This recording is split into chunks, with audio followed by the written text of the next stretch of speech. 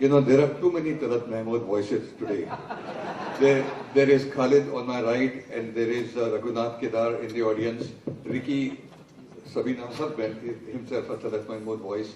And I don't know, we have come together now under this umbrella. So I'll give it a miss because I'm saying.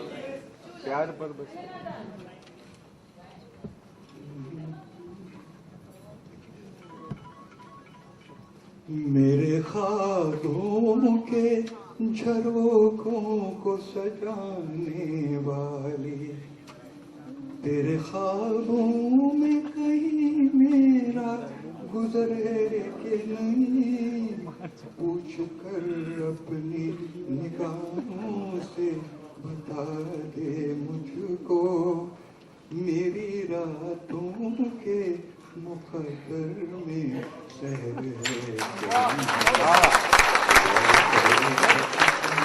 So Puda, apologies to all singers and music lovers. Okay, so thank you Pratibha, that was nice, and thank you for being here once again. We'll give Advani ji a miss for a few minutes and we'll talk to Mr. Nanik Rupani. The reason why we are here, it's his umbrella, you know, everything from beginning to end. We are grateful that all his shows have been happening, and even today there's a felicitation of Advani ji and a few other people immediately after this. But Rupani ji, say something. I think it was pleasure working with Manik when he said that Talat Mahmood ji, you know, we are having this program and this book will be released. So we have regularly a program called National Integration Through Dances and Music, which we have been doing regularly. So I will keep myself very, very short. Firstly, I must say that I'm really happy and honored to be here because our chief guest, Shri Advani Sahab, is a very special person in my life. I became a great fan of his ever since he was Minister of Information and Broadcasting in the short period when the Janta government had come into power. And I found in him to be a minister who was ideal for the post. And I'm sure for all the posts that he has since then taken up and will be taking up in the future, I wish him the best of luck. And I must say that, like me, he has millions of other fans. Thank you, Advani ji, for whatever you've done, for whatever you are.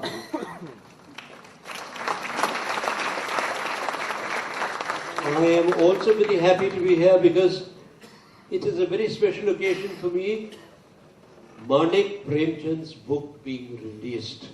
I have been associated with almost all his books and I've read all of them.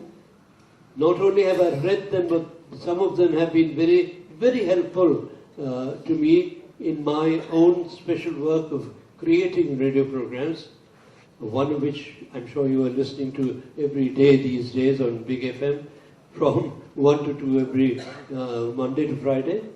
And I find that not only has Manik been one of the most elegant and most fabulous Indian film musicologists in India, his knowledge of it is excellent, but also the language that he uses, the elegance of his language is absolutely erudite and absolutely terrific. I wish many more books will be coming out, and I'm just waiting to get my hands on this particular book, on Talat. And since I have to say something about Talat also, I would like to, for a brief moment, switch back to my own simple Hindustani language. Bahno aur bhaiyo,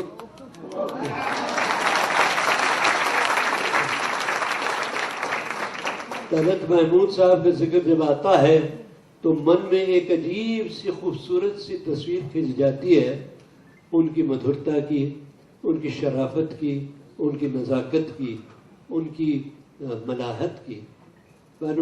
इतना खूबसूरत इंसान फिल्मी दुनिया में मुझे नहीं लगता कि कभी आया है। न संगीत के, हालांकि बड़े बड़े लोग आए हैं, उनसे भी बड़े होंगे बहुत सारे, लेकिन मधुरता, शराफत और नरमी जो इनमें थी शायद किसी और में नहीं थी। तरत भाई का मैं बड़ा दोस्त भी रहा, ज़बरदस्त फैन भी रहा, और मैं उम्मीद करता हूँ कि ये किताब भी जो आएगी उससे भी मानिक प्रेमचंद के कलम के थ्रू बहुत सारी अच्छी अच्छी बातें आपके दिल तक पहुँचेंगी। और ये भी मुझे पता है कि बहुत सारे लोगों ने कंट्रीब्यूट किया है इस किताब के लिए, ऐसे लोग जो बहुत करीब थे तलत भैया के, और मैं बस इंतज़ार कर रहा हूँ कि कब ये किताब खुले, इनॉग्रेट हो अडवाणी जी के हाथों और वे मुझ तक पहुँचे। बहुत बहुत आपका शुक्रिया, बहुत बहुत मानिक का शुक्रिया, और सबसे ज़्यादा अडवाणी जी का शुक्रिया। Thank you. मेरा परिचय दिया, उसके बाद मैं उस पर क्या टिप्पणी करूं ये मेरे समझ में नहीं आया,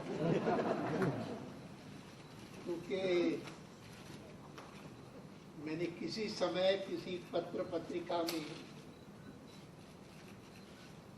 जिसके एडिटर ने कहा कि ये हमारा जो पत्र है या हमारी जो पत्रिका है साप्ताहिक प्रकाशित होती है और वो सूखी सूखी होती है, पढ़ने वाले जो है उसमें राजनीति के अलावा कुछ नहीं देखते, और इसीलिए सब लोग कहते हैं कि ये राजनीतिक अखबार उसी को पढ़ते रहेंगे कि हम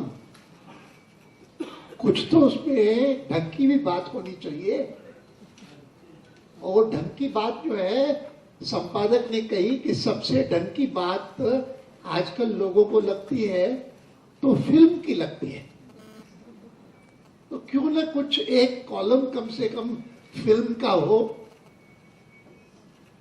और फिर उन्होंने कहा कि मुझे तो लगता है कि अच्छा होगा कि अगर कोई फिल्म कॉलम लिखने वाला हो जाए, कोई कर ले। उनको अनुमान नहीं था कि मैं फिल्में देखता हूं, तो मैंने कहा कि मैं वो वॉलंटियर किया, मैंने कहा चलो मैं कोशिश कर सकता हूं।